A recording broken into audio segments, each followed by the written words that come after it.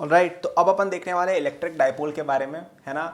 अब ये जो मैं वीडियो बना रहा हूँ ये वैसे इतनी काम की वीडियो नहीं है, क्योंकि अगेन इससे ज़्यादा क्वेश्चन आते नहीं हैं, लेकिन फिर भी एक अच्छी प्रॉब्लम है ना। तो अब ये डाइपोल जो है ना, डाइपोल जो है आप किसी भी फॉरेन ऑथर की बुक में देखोगे या फिजिक्स इन जनरल अगर आप कंसिडर करोगे तो डाइपोल को एक प्रॉब्लम कंसिडर किया जाता है, लेकिन अपने यहाँ इंडिया में इसको थ्योरी की तरह पढ़ाते हैं। ये गलत अप्रोच है। तो आप इसको एक प्रॉब्लम की तरह समझो कि यार मुझे ये प्रॉब्लम सॉल्व करनी है।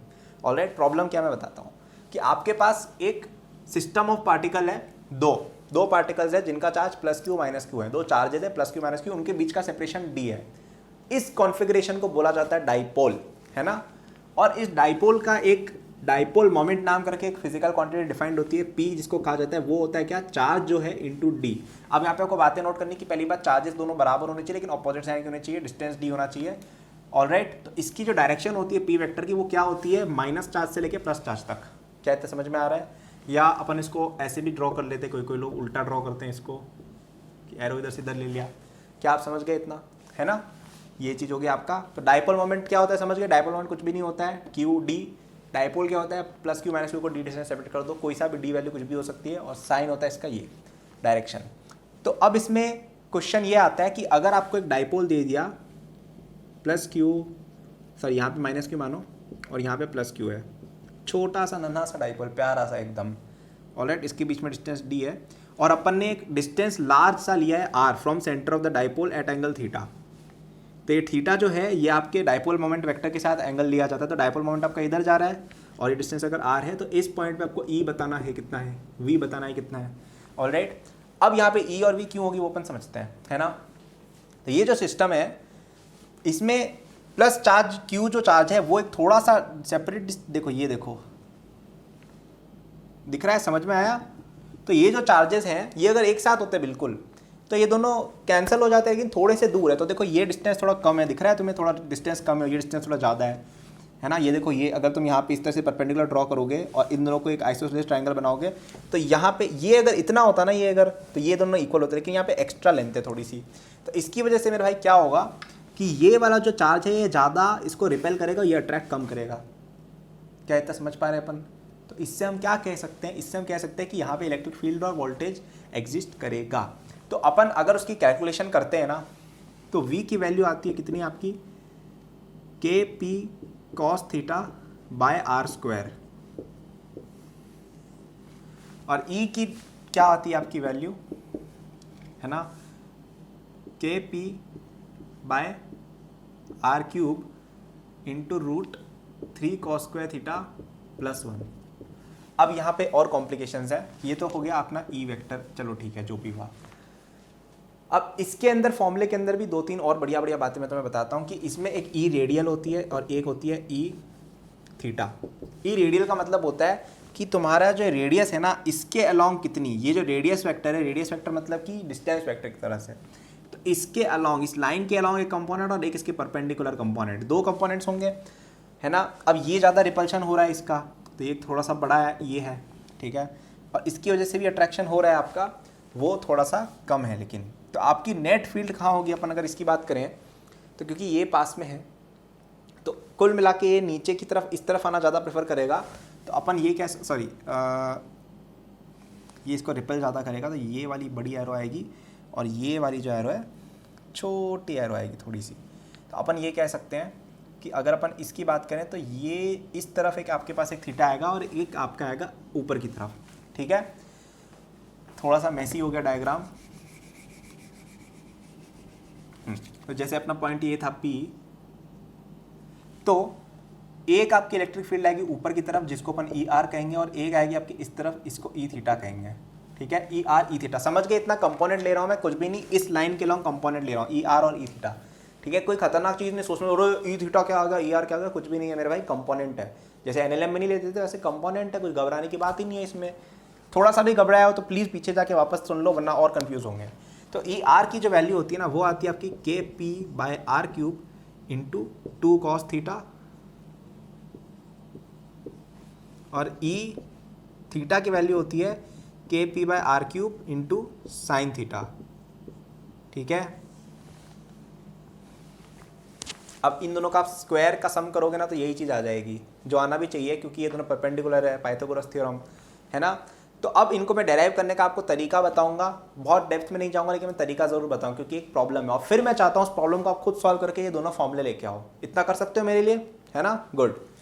तो अब अपन देखते हैं ये चीज़ें आई कहाँ से। तो लेकिन सबसे पहले आपको याद होना चाहिए क्या कि डाइपोल अगर आपके पास प्लस क्यू माइनस क्यू है, इधर इसका डाइपोल मोमेंट है, उससे थीटा एंगल आर डिस्टेंस पे अगर लास्ट डिस्टेंस है, यहाँ पे अपन मान रहे हैं कि R is greater than D, वरना ये बहुत मुश्किल प्रॉब्लम हो जाती है। R is greater than D अपन अजम्पशन मान के चल रहे हैं।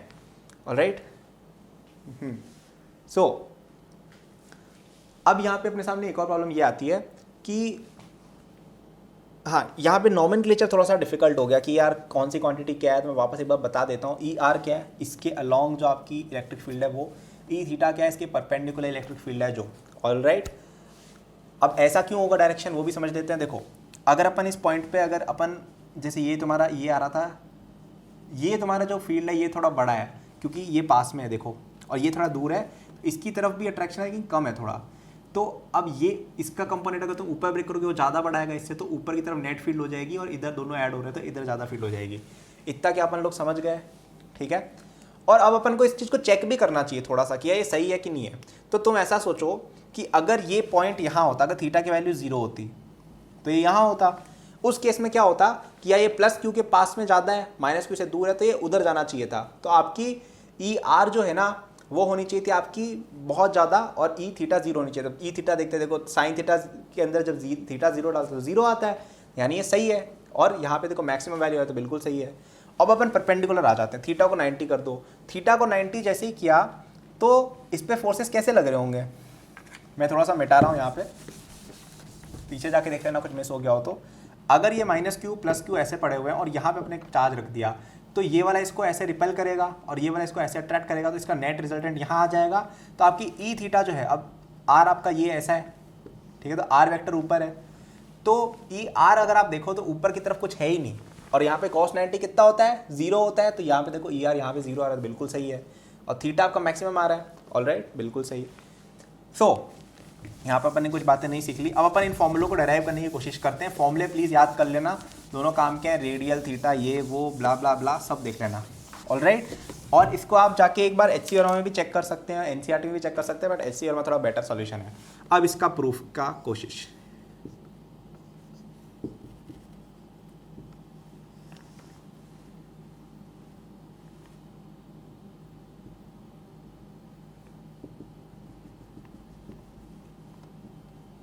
ठीक है, ये आपका पॉइंट ए था, ये आपका डी। हाँ, अब देखो मैं क्या बोल रहा हूँ, मैं बस इतना बोल रहा हूँ कि अपन क्या करते हैं, एक इस तरह से एक लाइन ड्रॉ कर लेते हैं और ये प्लस क्यू माइनस क्यू भी भाड़ में जाए, ठीक है, क्योंकि उससे कन्फ्यूजन ज़्यादा होगा।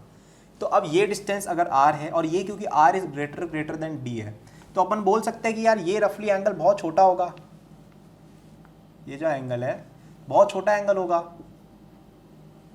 ठीक है, ये जो एंगल्स है बहुत छोटे छोटे एंगल्स होंगे कि आर बहुत बड़ा है।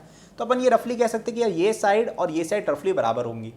ठीक है, तो अब अपन को जैसे यहाँ से लेके यहाँ तक की डिस्टेंस निकालनी है, तो वो क्या होगी, ये डिस्टेंस माइनस ये डिस्टेंस अपन कह सकते हैं कि रफली आर होगी, और माइनस करना पड़ेगा ये डिस्टेंस। अब ये डिस्टेंस निकालते हैं अपन।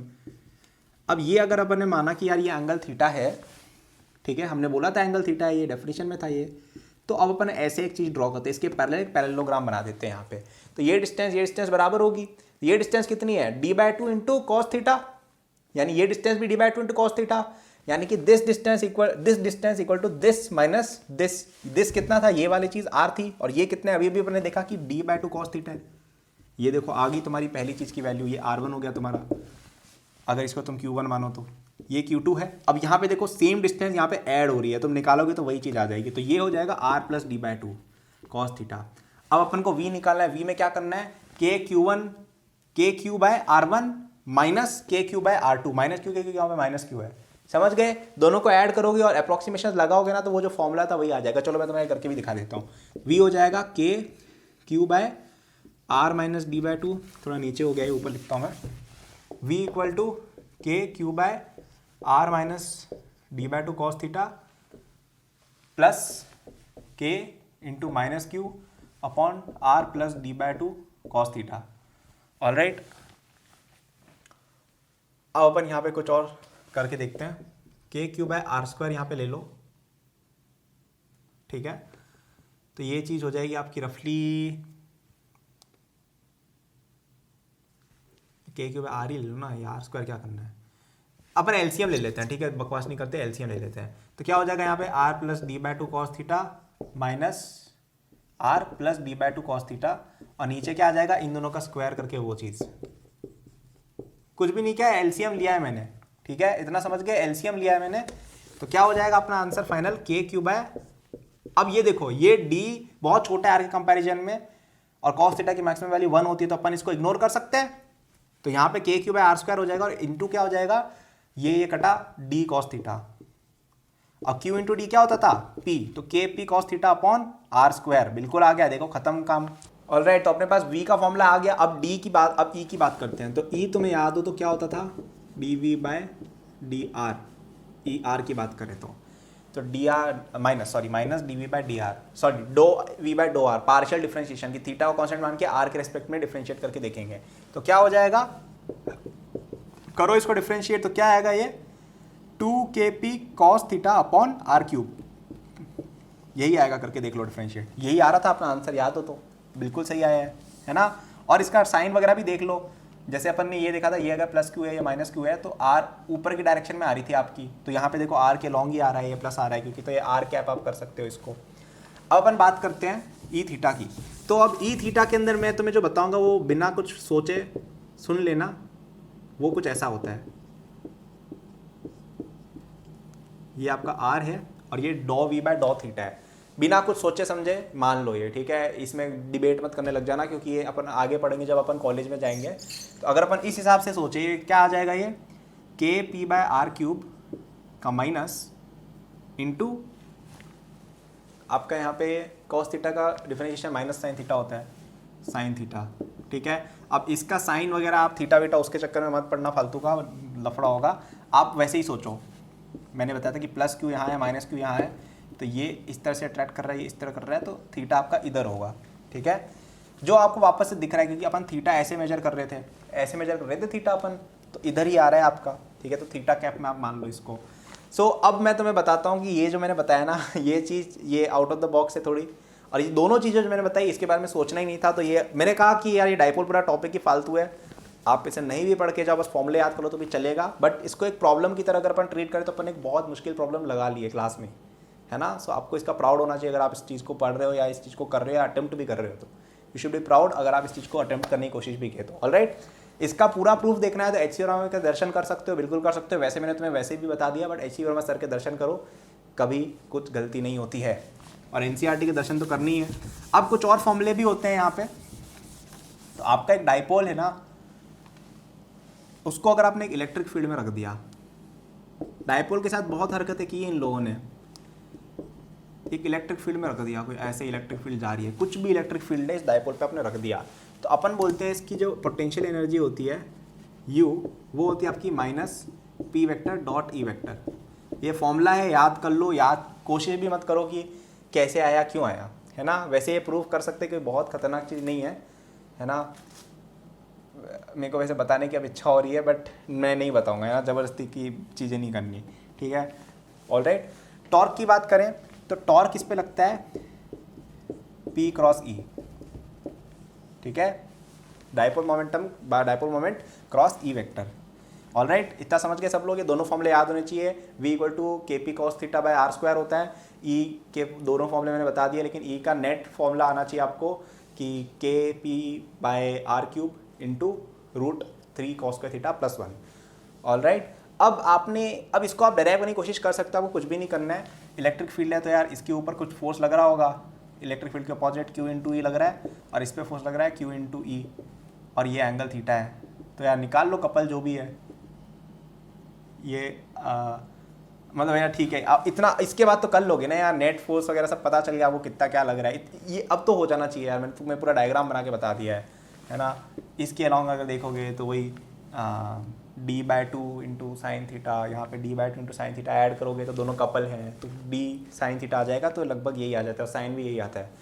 इसका डेरिवेशन करना भी कोई बहुत खतरनाक चीज़ नहीं है, आप वी वाले फॉर्मूले से कर सकते हो, है ना। जैसे यू क्या होता है आपका Q into V, alright, V कितना है आपका D E by EDR blah blah blah. देखो मैं इसमें ज़बरदस्ती करने की घुसूंगा, बहुत हो गया, ठीक है। सो हमने इस चैप्टर में क्या क्या देखा? हमने इस चैप्टर में देखा डायपोल का पूरा एनालिसिस। ये एक प्रॉब्लम की तरह थी, इसको थ्योरी मत मानो, प्रॉब्लम है एक, है ना। इलेक्ट्रिक फील्ड हमने निकाली, पोटेंशियल निकाला, इलेक्ट्रिक फील्ड में रख के देखा कि क्या इस पे यू और ड्रॉ आता है। टॉर्क मैंने तुम्हें बता दिया, यू यार तुम फाइंड करने की कोशिश करो, HCR में एटलीस्ट पढ़ लोगे इस बहाने, NCERT पढ़ लोगे इस बहाने, तो खोल के देखना है। अब यहाँ पे 2-3 और बातें लास्ट के हल्के से कुछ नमक स्वादानुसार, कि आपने अगर नोट किया हो तो E proportional to 1/r², V proportional to 1/r होता है चार्ज के केस में, लेकिन यहाँ पे अपने को क्या मिल रहा है, E प्रोपोर्शनल टू 1/r³ आ रहा है डायपोल के केस में, है ना, और V प्रोपोर्शनल टू 1/r² आ रहा है। तो ये क्यों हो रहा है भैया? तो वो इसलिए हो रहा है मेरे भाई, और ये एक अच्छा कॉन्सेप्चुअल क्वेश्चन है कि ये एक सिंगल चार्ज के लिए वैलिड था। अगर आप एक इसको देखते हो ना, अगर आप एक डायपोल को देखते हो, डायपोल क्या है, -q और +q बहुत पास में पड़े हुए हैं, और अपन बहुत यहाँ पे देख रहे हैं, तो इसको तो यार ऐसा लगेगा ना कि ये तो एक जीरो चार्ज है, क्योंकि बहुत पास में पड़े, उसको तो लगेगा क्या जीरो सा चार्ज है। तो इसका क्या मतलब है कि इसकी फील्ड कमज़ोर होनी चाहिए एक पूरे चार्ज से, क्योंकि अगर आप इसको एक कंबाइंड एंटिटी की तरह देखो ना, तो ये एक जीरो चार्ज हो गया एक तरह से, है ना। थोड़ा सा फील्ड लग रहा है, क्यों लग रहा है, क्योंकि यार डिस्टेंस है थोड़ा, तो थोड़ा सा वो वेक्टर एडिशन करते तो आ जाता है। तो इसका ये मतलब है कि इसकी फील्ड एक स्ट्रॉन्ग +q चार्ज से कम होनी चाहिए, इतना तो पता चल रहा है। तो 1/r³ वाली जो चीज़ होती है ना, it falls of faster than 1/r², है ना। जैसे अपन r की वैल्यू जैसे 10 मीटर लो, तो पहले केस में आपकी E जैसे फॉर एग्जांपल 100 आ रही थी वोल्ट पर मीटर, ठीक है। तो अब क्या आएगी आपकी E? अगर 1/r³ होता तो E की वैल्यू आपका 10 V/m होगी for same value of everything. R भी सेम है, अगर Q भी सेम है फॉर 10, समझ रहे हो। तो ये देखो, ये फील्ड काफ़ी कम है इसके कंपैरिजन में, और अगर अपन R की वैल्यू 100 लेते हैं और ये अगर 100 आ रही थी, तो अब तो ये और कम हो जाएगी, ठीक है, लाइक इट विल बी 1। समझ रहे हो मैंने क्या कहा? क्योंकि 1/r के फैक्टर से कम है ये फील्ड, है ना, 1/r मल्टीप्लाई हो जाएगा यहाँ पे। तो वी आर बेसिकली सेइंग कि ये फील्ड आपकी ज़्यादा कम क्यों हो रही है विद वेरिंग r, क्योंकि ये कलेक्शन ऑफ 2 पॉइंट्स है जिनका चार्ज सम 0 है। तो ये एक छोटा चार्ज है एक तरह से, तो इसकी फील्ड कम होनी चाहिए। अब अगर अपन ऐसा कुछ करते कि अपन 4 चार्जेस ले लिए, +q -q +q -q, अब इनका अगर अपन देखेंगे तो इनका हो सकता है और 1/r5 या r4 ऐसा कुछ आ जाए, वो मैंने देखा नहीं है, करना पड़ेगा, बट समझ रहे हो ना मैं क्या कहना चाह रहा हूँ। ऑलराइट, तो ये चीज़ आपको समझ में आएगी क्यों हो रही है। और पोटेंशियल का भी सेम एक्सप्लेनेशन है कि यार ये एक रफली जीरो चार्ज की तरह है, तो इसकी फील्ड ज़्यादा तेज़ी से फॉल होनी चाहिए एट लार्ज डिस्टेंस, क्योंकि लार्ज डिस्टेंस पे ऐसा लगेगा ये तो कुछ भी नहीं है, ये तो जीरो चार्ज है, ठीक है। तो ये इसका रीज़न है, कभी कभी आ जाता है जेई में। तो ओके, बहुत लंबी वीडियो हो गई है, तो आई होप आपको ये चीज़ पसंद आएगी। अब हम आगे देखेंगे और बहुत सारी चीज़ें, बट एक फैक्ट और, कि आपके पास अगर एक कंडक्टर है ना, कंडक्टर, उसके अंदर इलेक्ट्रिक फील्ड जीरो होती है, ये आपको याद रखना है कि कंडक्टर नाम करके कोई ऑब्जेक्ट अगर एग्जाम में आ जाता है, उसमें इलेक्ट्रिक फील्ड उसके इनसाइड मेटल बॉडी के अंदर जीरो होती है। There can not be an electric field inside a conductor. Alright, इसके बारे में हम अच्छे से डिस्कशन करेंगे नेक्स्ट वीडियो में। Thank you for watching this video till the end. I am sure that you enjoyed it. यदि आप अपनी पूरी जेई प्रिपरेशन मेरे साथ करना चाहते हैं, तो आपको डिस्क्रिप्शन में मेरे जेई के फुल कोर्स का लिंक मिल जाएगा। इस कोर्स में आपको जो यूट्यूब पे मेरे लेक्चर्स और प्रॉब्लम सॉल्विंग के वीडियोस मिलते हैं, उसके कंपेयर में बहुत ज़्यादा कंटेंट है, एंड आपको यहाँ पे practice sheet with solution, test series with solution भी मिलती है। It's a complete solution, you can rely on it. आप यदि किसी कोचिंग जाते हैं या अगर आप सेल्फ स्टडी करते हैं, in both cases it will be very useful, so do check it out. Okay, इसके अलावा मेरे जेई के फ्री नोट्स भी डिस्क्रिप्शन में लिंक्ड है, एंड डिस्क्रिप्शन में और भी मैंने बहुत सारे रिसोर्सेज फॉर स्टूडेंट्स डाले हुए हैं, जैसे the books that I recommend, my social media and my newsletter in case you want more content or if you want to approach me with any doubts or suggestion. Notes हैं NEET के students के लिए, college students के लिए, startup enthusiast के लिए भी, olympiad enthusiast के लिए भी कोर्सेज हैं, तो चेक जरूर कर लीजिएगा डिस्क्रिप्शन, आपको काफ़ी यूजफुल रिसोर्सेज वहाँ मिलेंगे। Thank for watching, like subscribe कर लीजिएगा for more such videos. Good luck.